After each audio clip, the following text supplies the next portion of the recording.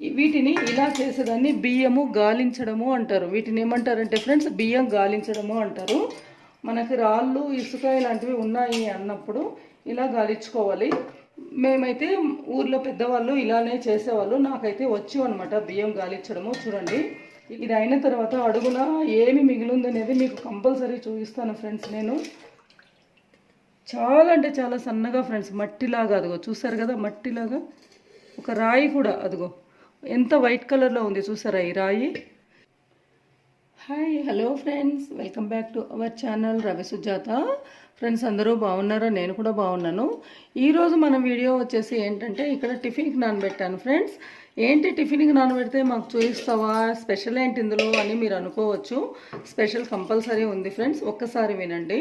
నేను ఎప్పుడు 2 గ్లాస్ ఉప్పుడు బియ్యము, 2 గ్లాస్ పచ్చి బియ్యము, 1 గ్లాస్ మినపప్పు, ఇంకా 1 స్పూన్ మెంతులు, కొంచెం 1 కప్పు అన్నమైనా లేకపోతే అటుకులు 1 కప్పు అలా వేసి, అన్నం లాస్ట్లో వేస్తాను అనుకో, లేకపోతే అటుకులు కూడా రుబ్బేటప్పుడు వీటితో పాటు 1 అరగంట ముందు కడిగేసుకుంటే సరిపోతుంది ఫ్రెండ్స్. ఈసారి నేను బియ్యం ఎలా నానబెట్టాను టిఫిన్కి అంటే, ఒక్కసారి స్పెషల్ ఉందని చెప్పాను కదా. చూడండి, ఇక్కడ కనిపిస్తున్నాయి కదా ఈ బ్లాక్ కలర్లో, ఇవైతే జొన్నలు.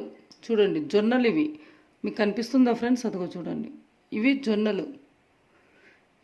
1 గ్లాస్ జొన్నలు, 1.5 గ్లాస్ ఉప్పుడు బియ్యం, 1.5 గ్లాస్ పచ్చి బియ్యం, నెక్స్ట్ వచ్చేసి 1 గ్లాస్ మినపప్పు, అలాగే 1 స్పూన్ మెంతులు వేసి అయితే నానబెట్టి 8 అవర్స్ నానబెట్టిన తర్వాత, ఇప్పుడు ఇవి చెయ్యేసి ఎందుకు కలుపుతూ ఉన్నాను మీకు డౌట్ రావచ్చు. ఇప్పుడు చూపిస్తాను చూడండి.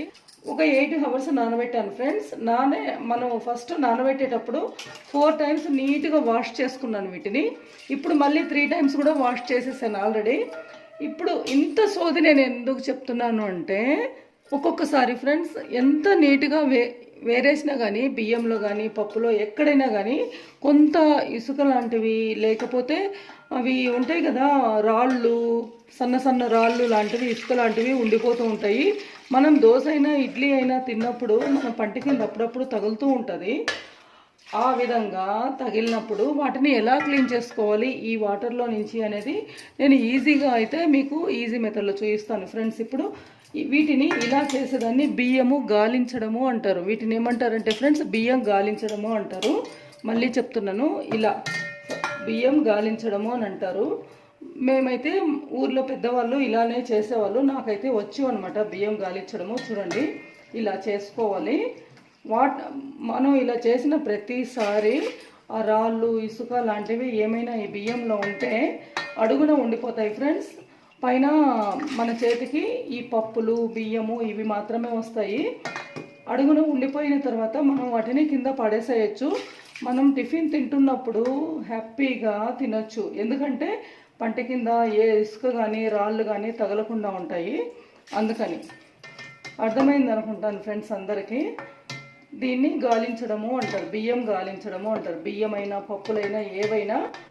ఇప్పుడంటే మిషన్స్ అవి ఇవి వచ్చాయి, క్లీన్ చేస్తున్నాయి. కానీ పూర్వకాలంలో అయితే అమ్మమ్మలు, తాతమ్మలు, మా అమ్మ వాళ్ళు వీళ్ళ దగ్గర అయితే ఇక పొలాల్లో పండించేటప్పుడు ఎట్లా ఉంటుందంటే, ఎండలో వేసినప్పుడు కానీ అట్లాంటి టైంలో మనకి రాళ్ళు, ఇసుక లాంటివి కంపల్సరీ మనం ఎంత జాగ్రత్తగా చేసినా ఎక్కడో ఒక దగ్గర మనకి తప్పిపోతూ ఉంటాయి. అలాంటివి తీసేయడానికి మనం ఎంత ఏరిందని చేసినా కానీ, మనం ఎంత ఏరి చేసినా కానీ అలాంటివి తప్పిపోతూ ఉన్నప్పుడు మనం ఈ విధంగా గాలించుకున్నాం అనుకోండి, అవన్నీ అడుగున ఉండిపోతాయి. మనకి రాళ్ళు, ఇసుక ఇలాంటివి ఉన్నాయి అన్నప్పుడు ఇలా గాలించుకోవాలి. ఇది అయిన తర్వాత అడుగున ఏమి మిగిలిందనేది మీకు కంపల్సరీ చూపిస్తాను ఫ్రెండ్స్. నేను రేపు మార్నింగ్ నేను ఇడ్లీ వేస్తాను ఈ పిండితోనే. ఇడ్లీ అయిపోయిన తర్వాత మళ్ళీ నెక్స్ట్ డేకి ఈ పిండితోనే దోశలు కూడా వేసుకుంటాను. చాలా అంటే చాలా బాగా వస్తాయి ఫ్రెండ్స్ ఇడ్లీ, దోశలు.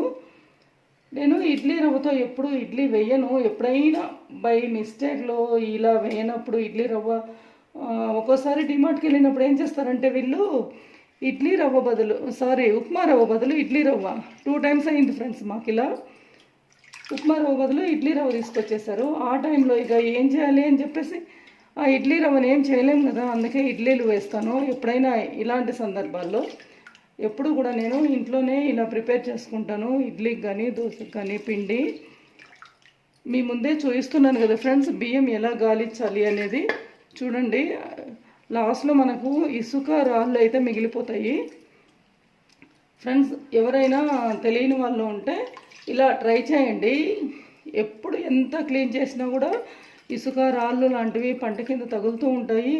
టిఫిన్ చేసినప్పుడు ఇడ్లీ దోశలకి అని అనుకున్నప్పుడు ఇలా ట్రై చేయండి. మీకు కూడా కంపల్సరీ లాస్ట్లో మిగులుతుంది. అలా వస్తాయని నేను అనుకుంటున్నాను. నాకు కంపల్సరీ ఎప్పుడు 2 టైమ్స్ నుంచి అలా తగులుతున్నాయి ఫ్రెండ్స్. అది ఎందులో ఉన్నాయో నేను ఇప్పటికీ గుర్తుపట్టలేకపోతున్నాను. అంటే టిఫిన్ బియ్యంలోనే ఉండొచ్చు నేనైతే అనుకుంటున్నాను. అందుకే ఎంత క్లీన్ చేసుకున్నా కానీ అలా తగిలినప్పుడు ఒకసారి ఇట్లా గాలించుకుందాము బియ్యము అని చేస్తున్నాను. అంటే 2-3 టైమ్స్ నుంచి కూడా నేను గాలిస్తున్నాను. అంతకుముందు నాకు పంట కింద తగిలింది కాబట్టి. ఎందుకంటే మనం జాగ్రత్తగా ఉండాలి కదా ఫ్రెండ్స్. కిడ్నీలో వెళ్ళి రాళ్ళు ఉండడము ఇలా ఉండిపోతాయి. అందుకనేసి నేను ఈ వీడియో అయితే కొంతమందికి తెలియదు కాబట్టి గాలించడము, దానివల్ల బియ్యం అయితే గాలించడం గురించి చెప్తూ వివరంగా ఈ వీడియో అయితే చేద్దామని చేస్తున్నాను ఫ్రెండ్స్. అందరికీ ఈ వీడియో అయితే ఉపయోగపడుతుందని నేను అయితే అనుకుంటున్నాను. తప్పకుండా స్కిప్ చేయకుండా లాస్ట్ వరకు వీడియోని అయితే చూడండి. ఇప్పుడు నేను ఇసుక రాళ్ళు లాంటివి మీకు చూపిస్తాను, దీంట్లో ఏమైతే మిగిలింది అనేది. చూడండి ఫ్రెండ్స్, ఒక్కసారి మన కళ్ళకి కనపడవు. ఇలా అంటే చూడండి ఎలా ఉంటుందో. చూసారు కదా, కంపల్సరీ ఫ్రెండ్స్ సన్నటి ఇసుక ఉంది ఇక్కడ.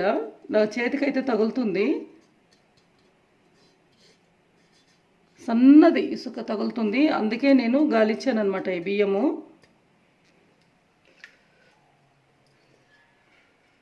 ఓకే,